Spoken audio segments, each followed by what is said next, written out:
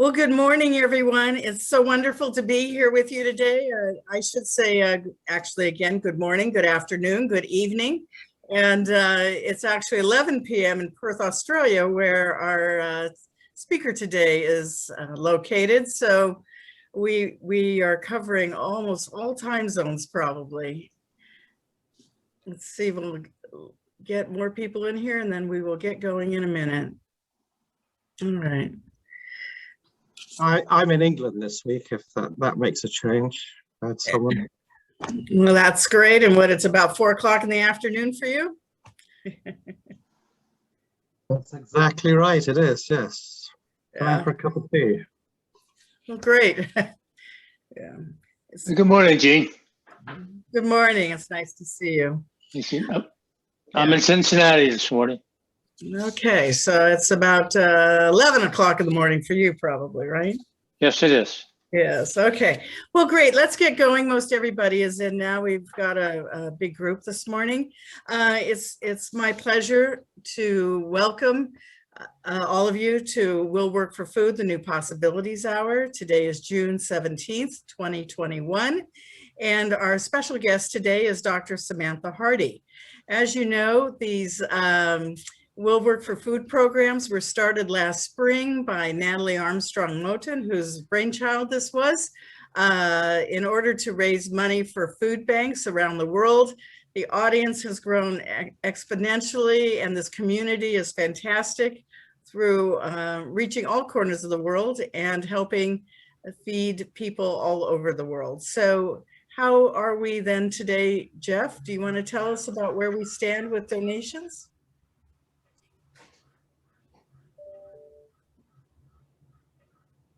Jeff? Oh, it looks like maybe Jeff got stuck. So before we ask, well, I'm sorry to interrupt, but before we ask Jeff to give us the number of Will Work for Food donations, I just wanted to say thank you to you personally, Jeff. I know that on your LinkedIn, you invited all of us to help you celebrate your birthday.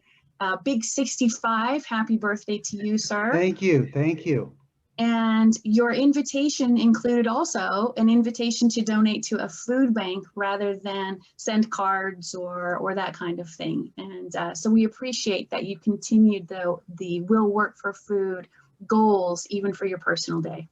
You're very welcome, Natalie. It's a worthy cause, such a worthy cause, and I'm delighted to be part of it along with you and Jean and everybody in our audience. It's one of my favorite parts of the webinar every week when we announce the running total of just how much our generous audiences have contributed to food banks in recognition of our great speakers. So far, the total is $117,520. And we know that Samantha Hardy is going to give a great presentation today. Let's top that $120,000 mark this week. Thanks, everybody. Well, that's fantastic, Jeff, and that's fantastic, everyone. So thank you so much. And thank you in particular to Jeff and Natalie for getting this going and for building it. And it's just an honor and a pleasure to be here with you all today. So moving to Dr. Hardy, Dr. Samantha Hardy provides coaching and conflict support and training to managers and leaders across the world. She's based in Australia and has been accredited as a mediator under the Australian National Mediation Accreditation System and is a certified transformative mediator by the U.S. Institute of Conflict Transformation.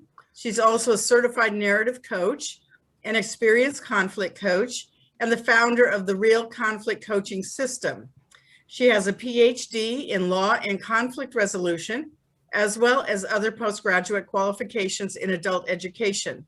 She is committed to lifelong learning and continued development.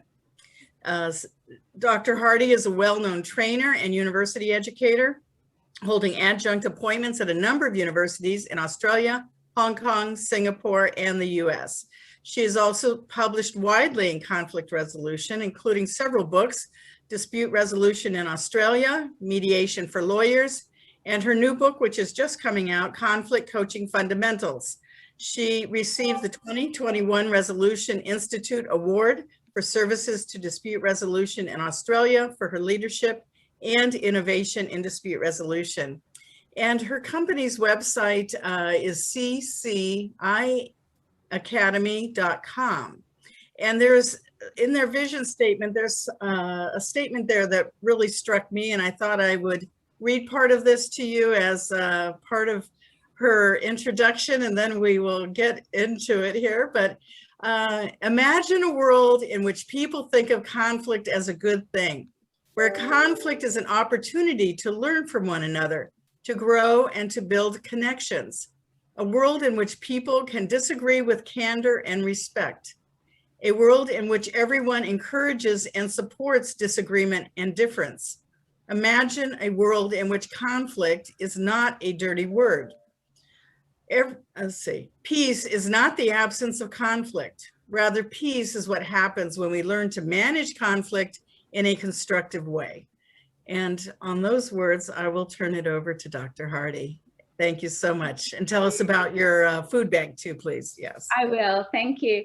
Just so that everyone can see, I have some slides that are embedded in my video. So the best way to view it on Zoom is to change it to speaker view. If you have it on gallery view, you won't have a chance of reading. The text will be way too small. But if you put it on speaker view so that my screen fills your screen, you should be able to read it.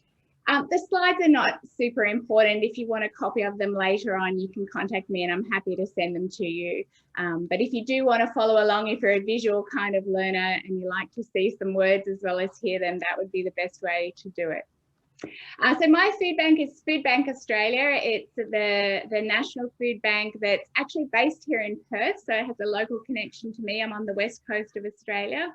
That's the website. They have a click to donate button on there, and it would be a really great thing to contribute to the ever-growing amount that has been raised for food banks across the world, and I'm really glad to be contributing to that today. I warned Jean when I spoke with her yesterday, I think, or the day before, that I can talk a lot for a very long time, and I'm going to do my best to keep within the time. But it also does mean that I'm probably going to speak very quickly to try and get through some of the things that I want to get through today. Now, somebody asked a question on LinkedIn, which was a really great question, and it hadn't occurred to me that I needed to explain it a little bit more. But somebody said, what is a conflict story? And I guess just to start us off, that for me, a conflict story is a story that we tell ourselves about our conflict. And everyone's conflict story is different, but in some ways we all have very similar themes. Actually, what I looked at in my PhD research, and it's the topic of the book that's coming out in September, published by Routledge, is that there are two main types of conflict stories. There's one that tends to entrap us, tends to turn us into a helpless victim and makes us less able to manage our conflict constructively. And there is a different kind of conflict story, which is one of learning, growth and resilience.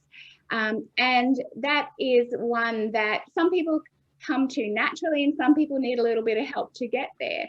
And so conflict coaching for me is a process that helps people explore and hopefully escape from those dysfunctional conflict stories that entrap us and make us helpless, and help us develop a more constructive way of thinking about and then experiencing our conflict. And you'd be surprised how much working with one person in the conflict can make a significant difference. One person is part of the bigger system, and a little change in the system can have ripple effects.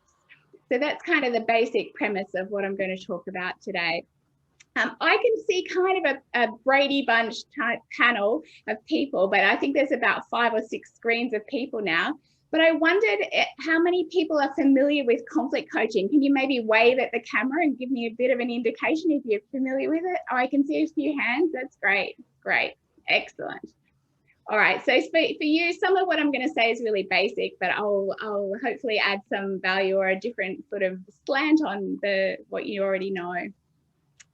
So here's my definition. So conflict coaching is often called conflict management coaching, to kind of reinforce the fact that we're not sort of boxing coaches. We're not teaching people to have bad kind of conflict. We're often teaching them to manage it and hopefully resolve it in a constructive way. So it's a one-on-one process.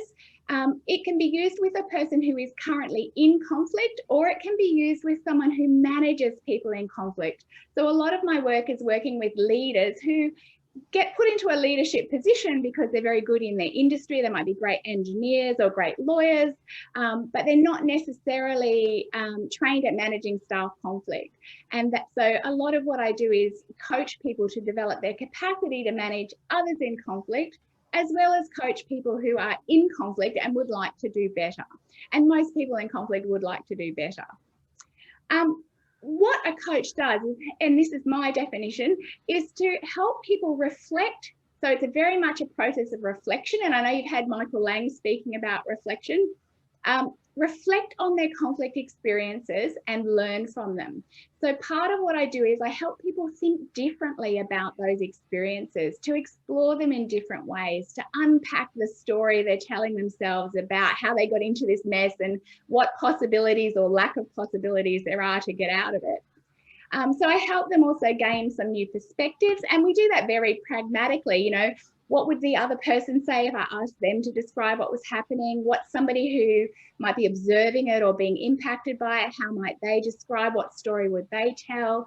And an independent perspective. So it's the same kind of stuff that you've probably heard of before with the different perspectives, but we do it in a very story-based way. We help people explore the relationship between the conflict and their emotions. And that might be emotions causing conflict. It might be emotions as a result of conflict. It might be emotions that are making it challenging for them to manage the conflict or have a conversation to resolve the conflict.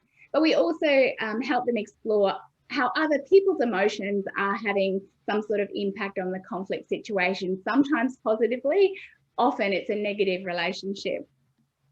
We help them identify and hopefully avoid dysfunctional thinking and behaviour in conflict. And most importantly, we help them make informed choices in the future. And so you can see if you work in a mediation setting, conflict coaching works really well as a pre-mediation process, because it gets people in a mindset where they're ready to participate. And then, you know, in a pre-mediation context as a mediator, you prepare people for the mediation, but it's often a very pragmatic type of preparation. You know, think about your underlying interests, think about questions you might want to ask. Are there things that you need the other person to know? What can you let go of here? You know, where's the room for compromise? What I do is a step before that. It's getting people in the mindset to be ready to do those things. So one of the things that often happens in mediation is reality testing. We reality test somebody's idea of what might be possible or their expectations. What I say is if people are stuck in this negative conflict story, you can't reality test them, because their story of what their reality is so far different from ours as the mediator that reality testing doesn't work for them. It doesn't make any sense to them because we're in a different reality. So in a way, what I help them do is explore a different reality than the story they're telling themselves, so that when they are reality tested, it has some context for them. It connects with them a little more. So in my model, which is the real conflict coaching model, I say what I do is I help people develop the 5 C's. The first one is clarity. I help them gain clarity about their conflict. And you all know when people are in conflict, particularly that messy kind of I feel stuck conflict, often a very common experience is they feel confused. They're not really sure what's going on and how can this be possible and what's true and what's not true and how can they be thinking that, and I don't even know how I got into this mess. So a lot of what I do is get people to slow down, go back over the story, look at the detail, really look at some specifics, pay attention to things that they might have skimmed over in the story that they're repeating to themselves. And as we repeat our conflict stories over and over again, they become more simple. They become more coherent, but they also become narrower and limit at what we see as what might be possible. So I help them identify their facts, their assumptions, if there's missing information, and hopefully they become a bit clearer. Now, then they're not going to have a perfect understanding because there are other perspectives, other people have information that they don't have, but with whatever they have access to, I help them pay attention to things in a little bit different ways. So that they are clearer at the end of the process. As part of that, they also increase the second C, comprehension, their understanding. And often that's about understanding their own needs, understanding other people's needs, and understanding the impact of the situation on themselves and on other people. And again, you can kind of do this work in mediation, but it's not always easy. And often in mediation, you have a limited time, you have somebody else present. If you're doing joint sessions, there's pressure to sort of achieve something. Conflict coaching is a bit of a slower, we don't have to achieve anything. We're just going to think differently. We're just going to explore the nooks and crannies. We're going to look underneath the rocks that you might have jumped across in the path to where you are now. We're going to really slow down and have a look around. One of my students said the other day, Sam says, it's not about which path do you go down. It's before you even choose a path, let's look at the scenery. Let's have a look around. Let's look, there's a bird over there and there's a rock there. And maybe we can actually make a new path that wasn't even one of the ones that we were choosing between. And I really like that analogy. This third point is the third C, choices. We want to help the client identify and evaluate their choices, past choices as well as present choices. And why the past choices are important is because people who are stuck in this negative conflict story often feel like they haven't had any choice. They've been the helpless victim of somebody else's actions. They've been sort of just this passive sort of tumbleweed in the other person's sort of tornado. But the reality is, in almost all cases, they have made some choices along the way. They've made some choices that might have contributed to the conflict, that might have escalated the conflict, that might have stopped the conflict getting as bad as it did. You know, there were probably choices they made along the way that were also positive choices. In some instances, in some interactions, they probably made a good choice. And that's something that I would help them identify so we can build on that kind of confidence that, you know, sometimes you make mistakes, but other times you've made wise choices. Let's unpack what made that one a wise choice and that one maybe one in hindsight that you do differently. And what that does is builds people's mindset to be able to see future choices. So it opens up the opportunity for option generation if we use the kind of standard mediation term. We also did two other things, and these are the last two C's. We developed people's competence and confidence. And by competence, I mean skills to manage conflict. And I don't mean I train them. I don't say to them, oh, you know, if you use an I statement, that can be less confrontational. Or, you know, I don't say, do you understand the difference between positions and interests? Let me explain that to you and maybe that will help you. Rather, what I do is I give them opportunities to practice and learn from their own attempts. So an example I give is when I remember this vividly, being at high school, doing one of those, I don't even know the name of it, whether it was algebra or calculus, but one of those mathematics activities that have lots of different steps. And if you make a little mistake in one step, it makes your answer wrong. And you've got to go back through every single step and try and figure out where you've made the mistake. And I had this mindset that I was bad at maths, and it infuriated me when I got the answer wrong.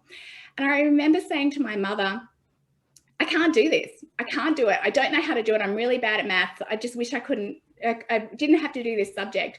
And my mother said to me, well, tell me what are you trying to do? Like, what is it? And I'm like, oh, you know, this and this and this. And she's like, well, what did they tell you? What were the steps? Talk me through the steps.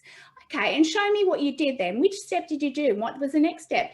And as she made me explain to her what I was trying to do and what I had done, I noticed where I'd made the mistake. And I said, oh, it's there, Mum. Look, that's it. That's the bit where I made the mistake. And she went, well, fix it and see what happens. And what she did, she didn't tell me, oh, the third step, that's where you made the mistake, fix it up and then it will make sense. She supported me to figure it out for myself. And in doing so, it built confidence. Next time when I got the answer wrong, rather than immediately calling my mother, I thought, I can do this. I go through again. I think, what was I meant to be doing? What did I do? And I figured it out for myself. So in a way, what I do with clients in conflict is the same thing. I say, well, what would you have liked to have said if there were no consequences? You know, hit me with the absolute most rude thing that you would have liked to have said.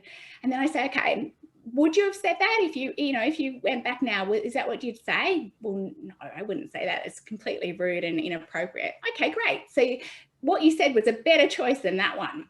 But what are some other ways you could have said it? And I give them an opportunity to practice. And what that does is it builds their skills based on their own attempts and reattempts and revisions. But it also does the last one. It builds their confidence because they recognize that they do in themselves have kind of a toolkit and the ability to come up with different ideas and ways of doing things that will build their capacity into the future. They're not always going to need me to help them figure out what to do. They can build confidence that they have the internal kind of skills and knowledge and understanding of their own situation, their own communication styles, to be able to do it, to figure it out without being taught. And that's not to say people don't sometimes need some extra help, but it's amazing what people can do with a minimal supportive type intervention like conflict coaching.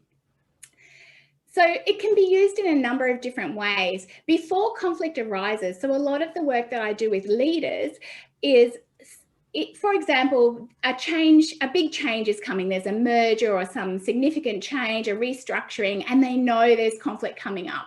So we do it as a kind of preventative exercise. Let's imagine the sorts of things that could happen. Let's imagine the different ways that you might respond, what sort of things, what are the pros and cons of this and that and the other. So we do some sort of future planning.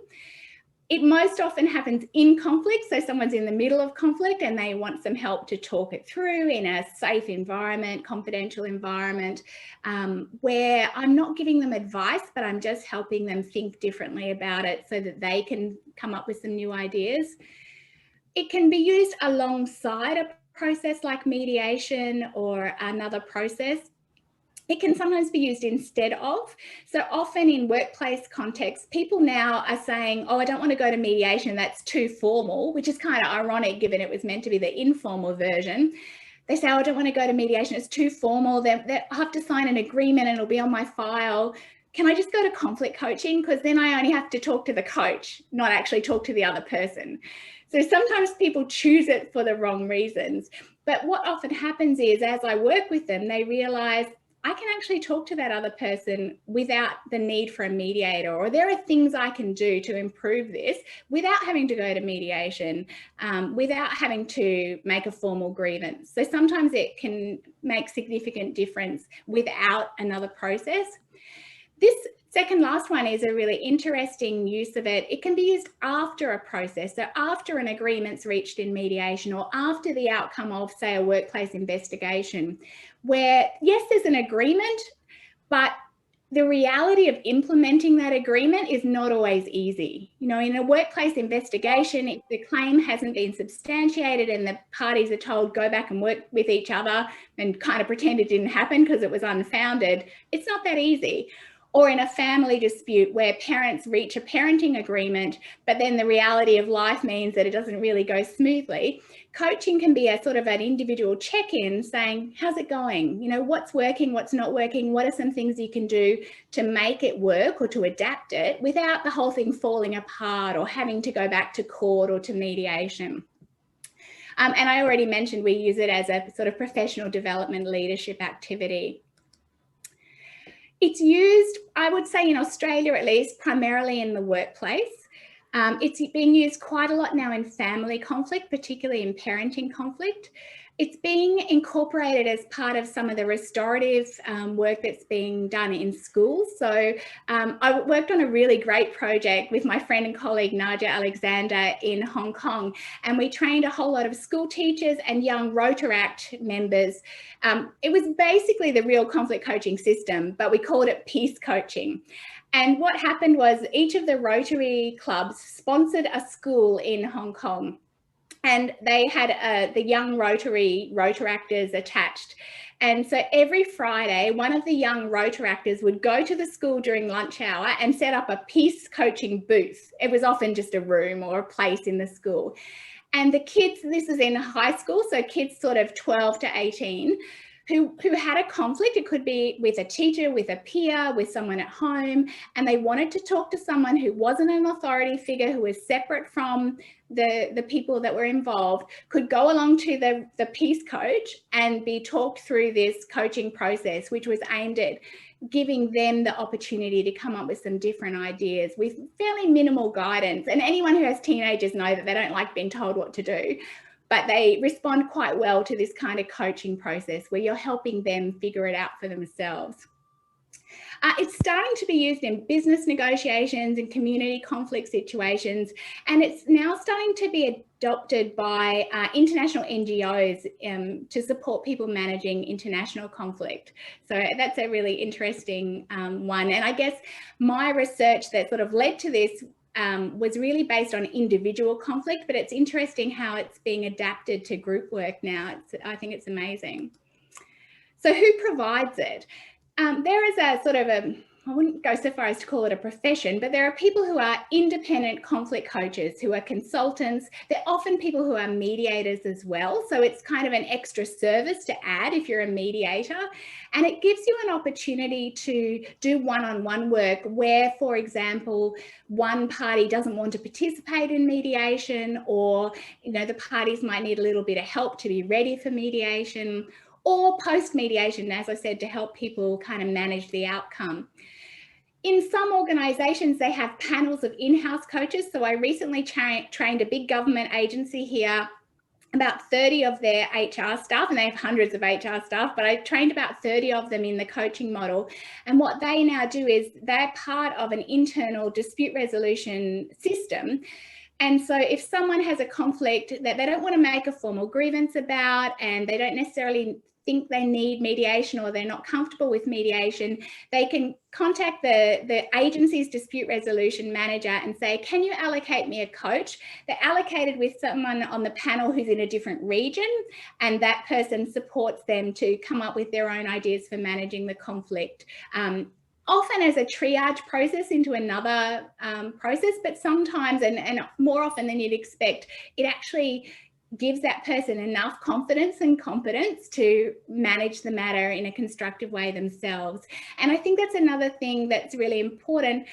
Conflict coaching is not just about helping people resolve conflict. That's often an outcome of it. It's more about building people's capacity to manage conflict better. In the particular conflict, yes, but also in the future. So it's aiming at giving them capacity to do this themselves later on in other contexts, in other situations. Managers are using it. So I do a lot of work training managers to use this with their subordinates, with their employees or their teams. It's not instead of traditional kind of management where you might have to give feedback and direction, but it can often be a first step. And it's also very useful to build employees' capacity to manage their own conflict. Human resources professionals, it works very well with teenage children, not so much younger children, but teenage children, it can work quite well. And I gave you the example of in schools, teachers or child counsellors. Sometimes the school nurse has adopted this kind of role in an informal sense. I'm not going to go through this because I'm already talking really quickly and I'm conscious of time. Conflict coaching has overlaps, but is different with some of these things. So just to give you a couple of dot points, generally speaking, a conflict coach does not give advice. It's very much a facilitated, reflective process where the client is the expert and figures out what's going on for themselves. And it's probably particularly important in coaching where you may only be hearing one side of the story. So you have to be very careful because you don't know what's going on. You've just heard one person's perspective. So you treat it as this person's reality, but not necessarily the reality. So it's very, very risky to give advice in this setting. We don't advocate, we don't go and talk to the other person on behalf of the client. Generally speaking, I recommend not being a coach for both parties to the conflict, because part of the power of the role is being on that person's team, in a sense, not on their team against the other person, but on their team in the sense that that individual is your primary interest. And it promotes openness because the client isn't worried. If you ask a question, they're not thinking, I wonder why she's asking that. this is something the other person said. I wonder, oh, maybe they're worried about, you know, that there's a whole lot of second guessing when you're dealing with both parties. So that's one difference from mediation. And you don't have to worry so much about impartiality. You don't have to worry about doing things like reframing because the other person's not listening, they're not present. It does overlap with counselling in some ways, but I would say a counsellor would do more than what I would be comfortable doing with a client. So I would not be, if a client was really struggling with emotions, beyond what is kind of within the realms of kind of normal emotional responses to conflict, I would probably be referring them to a counsellor, maybe before coming back to coaching or alongside coaching or sometimes instead of coaching. But I think a good counsellor could do a lot of what I do. But there are boundaries where I'd be thinking, oh, my competence, I'm a bit beyond my comfort zone here. But there are some overlaps. Training, in some ways, there's some overlap in the sense that the client often learns from the coaching, but I guess the difference is they're learning from themselves, they're learning from their own experiences. I'm prompting that sometimes by asking questions, but I'm not saying to them, oh, this is what you should do, or this is a suggestion on how to say it. I'm just encouraging them to come up with different ideas. Now, you know, it's a sliding scale. How you ask a question can be giving advice or training them in a subtle way, but I try to keep it at the non-training end of the scale. Mentoring is similar, but mentoring is often the mentor giving advice based on their own experience. My experience isn't relevant in conflict coaching, although my expertise in conflict dynamics and the way that people experience conflict does inform the questions that I ask. So again, it's a little bit of a, it wouldn't be entirely true if I said my expertise didn't matter, but I don't use it in the sense of sharing it with the client explicitly. It's more that it guides my questioning of the client. And that's the other thing, I guess, to contrast with mediation. I do very little summarizing, paraphrasing, reframing and coaching. Primarily what I do is listen and ask questions, almost always open-ended questions. Occasionally I might challenge them, but it'll be in the sense that I'll say, I noticed that you've said A and you also said B. And as I'm listening, I don't understand how those things are connected, or those two things don't seem to sit well in my understanding. Can you tell me more about that? So I'll make an observation rather than saying, well, those two things they don't make sense. You can't say A and B at the same time. So again, it's a bit of semantics. And supervision, a supervisor in an employment sense could use coaching as a way of supervising, but I guess the difference is in supervising, you're in a power relationship and you do have the ability to direct them. Whereas as a coach, and particularly as an independent external person, I don't have any control over what happens. It's totally up to the client, what they do after the session. I think I talked about this before, but I'll just quickly go through this because I know a lot of you come from a mediation background. How coaching supports mediation. Less work has to be done in the mediation. If you're a mediator and you get 2 clients who have been through coaching, they will be your dream clients. Well, no, I can't guarantee that, let's be honest, but they are much more likely to hit the ground running. You know, they will be more prepared to have an open mind, and it's more maybe about the mindset than them coming in with a whole lot of different proposed offers and a list of actual interests and, you know, those sorts of things. It's more about the mindset. They're going to be ready to mediate.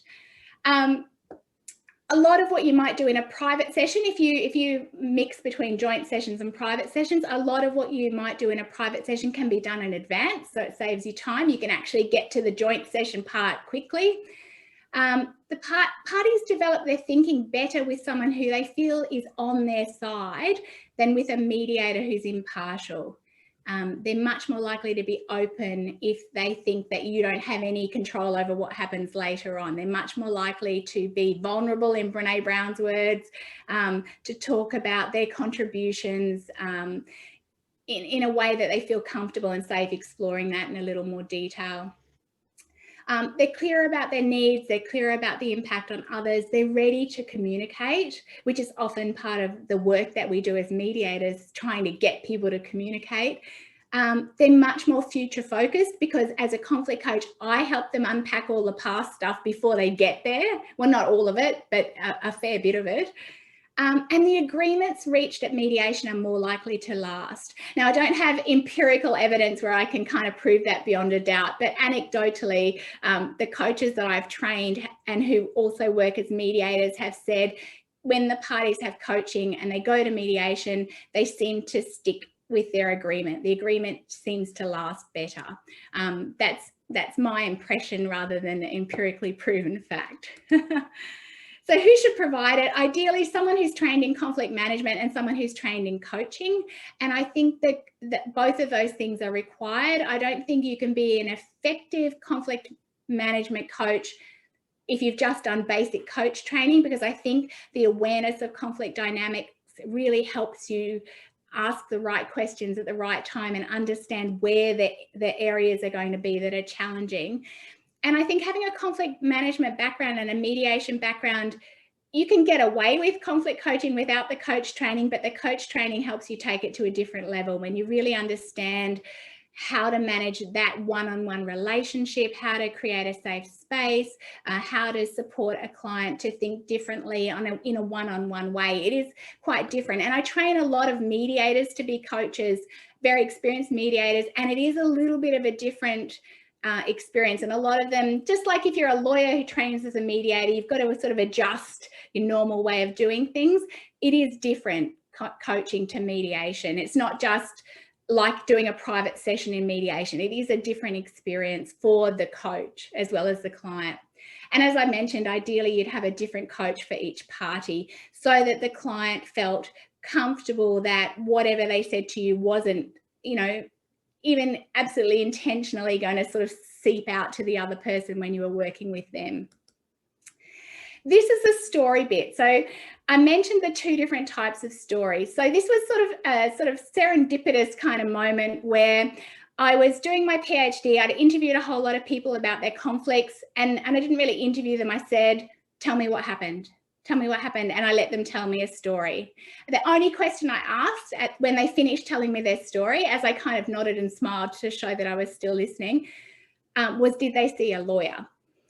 And what I was trying to prove was that when people saw lawyers, they adopted this kind of adversarial story, and that lawyers somehow broke people. That was kind of my secret idea of what I was going to find, but it was a chicken and egg thing. It turns out often the people who were already broken were more likely to go to a lawyer.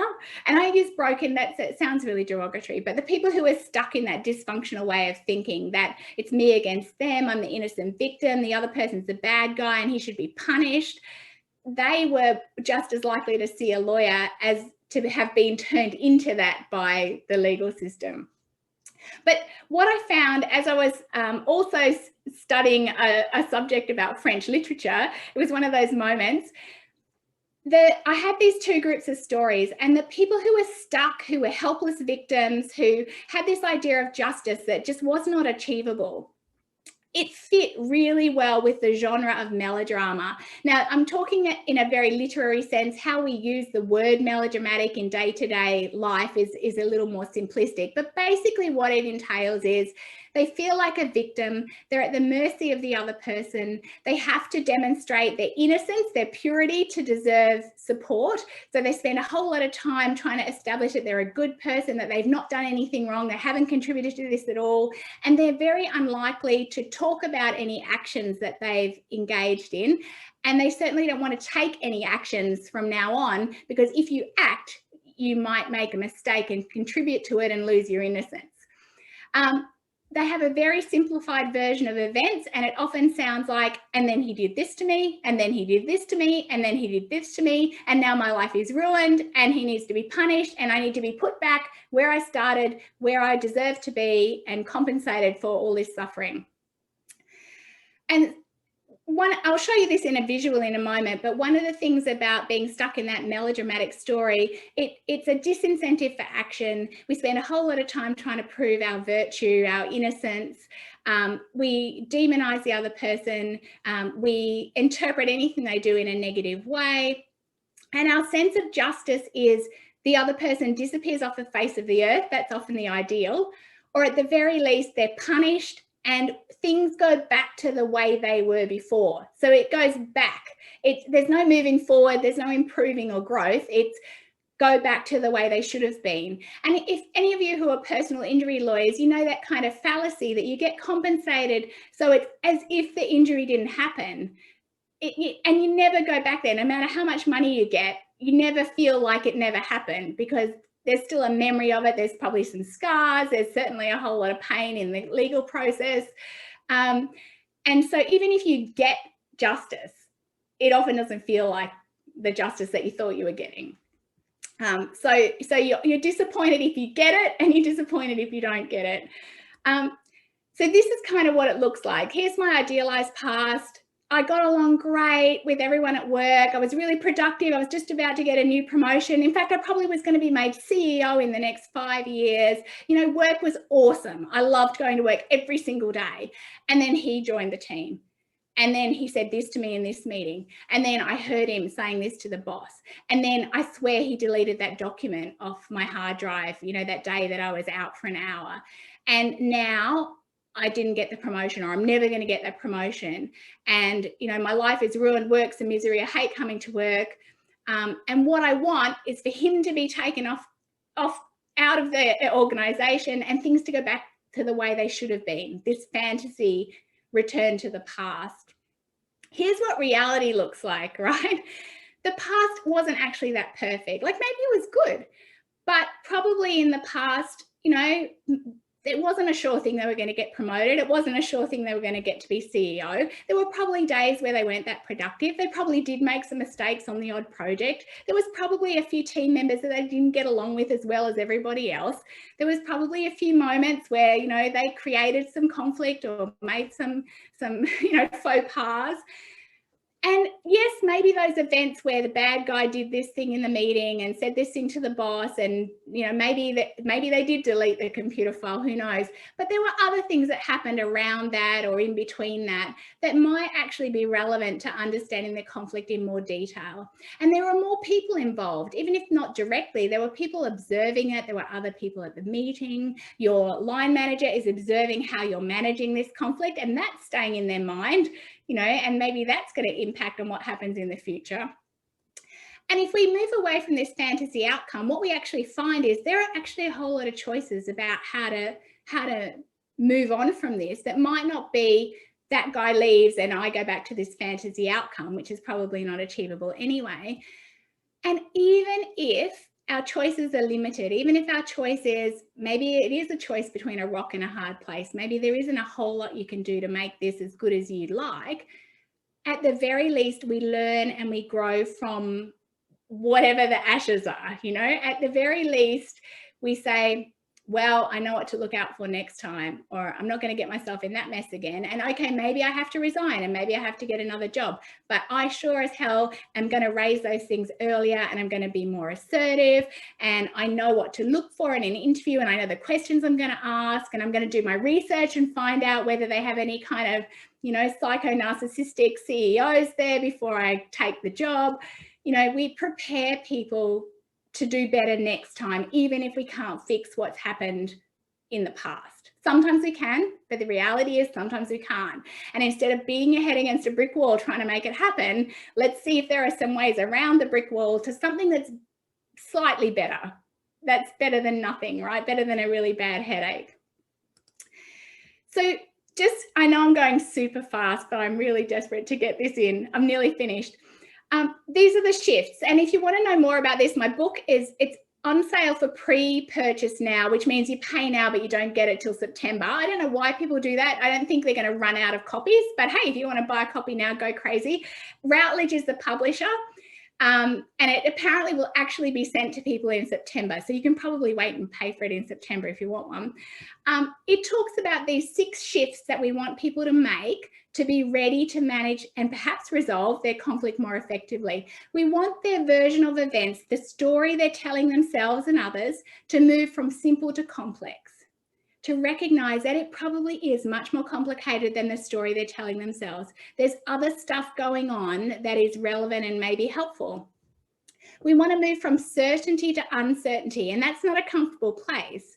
But if there's one thing that's dangerous in conflict, is being over certain, is being certain that you are right and that they are wrong, and that you know what is going on and you know what is best. We've all seen it happen in court or in a mediation where some new information comes to light and suddenly it's like, oh wow, that's not at all what I thought was going on here. You want to try and figure that out, or at least figure out the unknowns and the uncertains before you get to that point. We want to help people move from passive to active, not sitting around waiting to be rescued, beating your head against a wall and suffering, when there may be things you can actually do to make things even a little bit better. And then dependency to agency. We don't want you to be dependent on someone else rescuing you, someone else saying it for you. We want you to learn that you have some control over your own destiny, not over everything, but probably more than you give yourself credit for. And we want people to not to stop focusing on suffering. Let's acknowledge suffering, but to use it as the basis of learning, not just as the basis for misery. And we all know those clients who just wallow in their suffering and they don't learn from it. And one of the things that happened in the resilient and growth stories is that, yes, people suffered, but they learned from it. No matter how bad the outcome, they got something positive out of it. And in the book, this is going to sound counterintuitive, but I explain it a bit better in the book. The better version, the better genre of conflict story is actually a tragic genre. Now that sounds weird because when we think of tragedy, we think of, you know, like someone makes a terrible mistake, life sucks and then you die kind of thing. But actually there's more to it. Tragedy is a bit more nuanced than that. And tragedy is all about learning through suffering. But in tragedy, the hero has to figure it out for themselves. Tragedy is all about the hero going, what is going on here? How did I get into this mess? I thought this, but then it turns out that. What am I going to do? What are my choices? On the stage in tragedy, the hero often makes the wrong choice and learns the hard way. What I say in coaching is I want to grab people just before they make that fatal mistake and turn it into tragedy with a twist, where we get the benefit of the tragic sensibility, the tragic kind of self-reflection, the tragic embracing uncertainty and suffering for a purpose, and then we twist the ending. So we turn it into maybe a comedy, which is where you have the unexpected upside rather than the unexpected downside. So this is what the book looks like. It's called Conflict Coaching Fundamentals, Working with Conflict Stories. If you go to the Routledge website, or I think it's Routledge, depending on which accent you prefer, you can pre-order it. It's about $60. I think it's Australian, about $60 Australian for a paperback. And for some reason, if you want a hardback, it's like $220. I guess printing, no one orders hardbacks anymore. I believe it will also be available on Amazon as an ebook, a Kindle book and things. But I think they don't release it through Amazon for a couple of months after it's first released because Amazon takes a percentage of the cost. Just really, really quickly, and I'm fast running out of time, the real conflict coaching system, we talk about it very briefly in the book. The book is mostly about the conflict story stuff, but if you want to find out more about the coaching system, you can't read this, it's way too small. If you're interested in finding out more of that, flick me an email, I'll send you the slides so you can actually read them. But also the coaching course is all online, so you can actually do it from anywhere in the world. We've got there's about almost 1,000 people have done it in the last couple of years from all over the world. We have a really cool group of people who meet in different master classes and webinars and things every month. So as well as the training, we've got a really awesome community of people who are engaged in kind of ongoing reflective practice and professional development. And if you're interested in any of that, contact me. I would love to share it with you. Oh, that's it. How'd I do? I hope you're all like thinking, oh, I can watch this in slow motion on the replay so I can actually understand what she was saying. Oh, you did great. Thank you so much. This has been fascinating. I especially loved how positive what you're talking about is, the future words you took, open mind, mindset, future oriented, positive empowerment. So that's fantastic. We do have a few questions, and I'll ask one here. Yeah, somebody just asked, can she post her email again? I put it in the chat already. Okay, so it's in the chat. And how do you spell Rutledge? Do you know? Or ROUTLEDGE. Okay, thank you so much. There was one question when you and I spoke that you said seems to be people always have. So I'll ask that, and then I'll turn it over to Jeff to take care of the questions from the chat and all. And that's Gazone. When you're working with one person, you said it's so typical. People want to know, what about the second person, if they are, or more, if there's more than two people involved in the conflict, if they haven't had the training. So could you perhaps tell how, that helps, and that really does make a difference? Yeah. And I think the easiest way to answer that is, this is a very simplistic answer because I want to be quick, but usually in any conflict, it takes two to tango. It's never, almost never, just one person's fault, right? The other person has done something that might contribute to it, or might be contributing to it not being dealt with in an effective way or an earlier way. They're maybe not standing up for themselves or looking after themselves. But it's amazing how much you can shift the conflict dynamic by changing the way one party to the conflict thinks.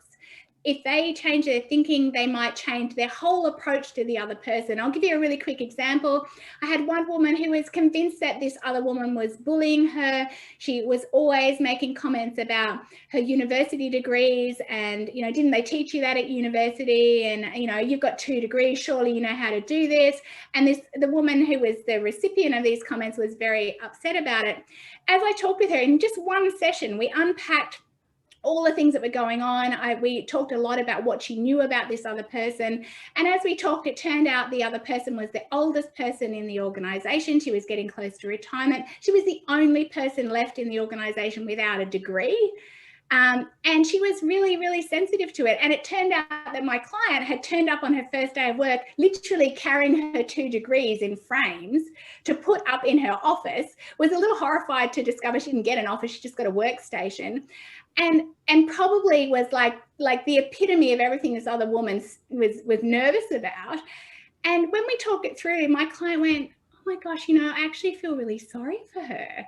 And she has a lot to give, and she's really experienced. And, I actually want to learn from her because they don't teach me everything at uni. And her mindset changed like that. And she went back to work and went out of her way to ask this woman for help and to acknowledge her experience. And it disappeared. Like, the conflict disappeared. So again, she was telling herself a story about it that wasn't actually the whole story. And when she unpacked a little bit just on her side, the other person wasn't oblivious to the fact that there was tension, but wasn't involved at all. But my client's change in perception and then slight change in behavior made it all disappear. So that's a kind of an example of how it can work. Not always that beautiful and tidy, but you can make a significant difference. Well, that's a great story. Thank you. Why don't we turn it over to Jeff then to handle other questions and thoughts? Thanks, Jean. That was a terrific presentation, Sam. Thank you so much. There are some questions in the chat here. One is, how do you motivate someone to see the benefit? Terry Breer poses, how do you motivate someone to see the benefit of this kind of coaching or this kind of conversation when they seem to enjoy being stuck in their conflict? They're resistant to coaching. There are a lot of people, I have my own 2 cents here, who seem they're comfortable with the victim role because it absolves them of responsibility for making things better. What do you do with those in those kind of situations? Absolutely.